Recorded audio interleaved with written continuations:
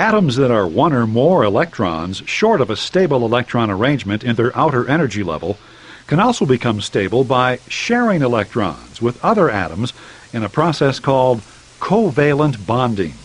The most straightforward example of covalent bonding occurs when two hydrogen atoms join.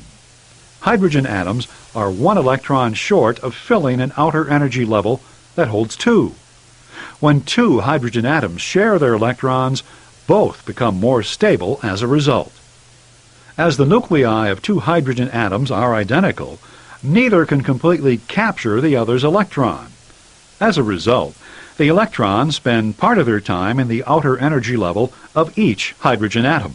The result being that each hydrogen atom behaves as if it had two electrons in its outer energy level.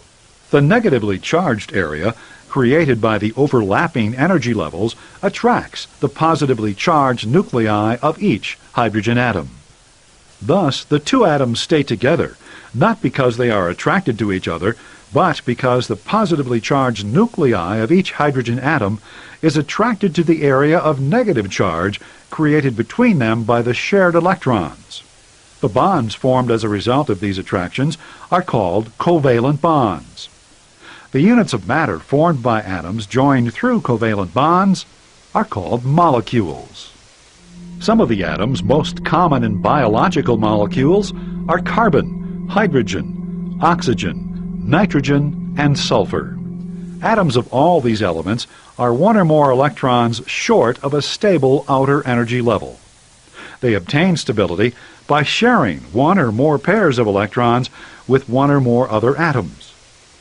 The number of covalent bonds the atoms of each of these elements can form is equivalent to the number of electrons they are short of for a stable outer energy level. A single covalent bond consists of one pair of shared electrons. Hydrogen atoms have only one electron and so can form only one covalent bond with another atom. Oxygen atoms, which are two electrons short of 8, can form two single covalent bonds with two other atoms, or a double bond with one other atom. Nitrogen atoms, which are 3 electrons short, can form 3 single bonds, a double and a single bond, or one triple covalent bond. While atoms like these can join together in a variety of molecular combinations, none can provide the molecular skeleton required to create the huge, complex molecules essential to life.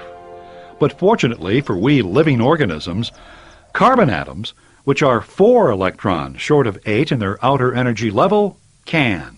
The ability of carbon atoms to form up to 4 single covalent bonds means that they can create molecular chains that branch off into other chains and form 3-dimensional biological molecules of almost infinite variety and complexity.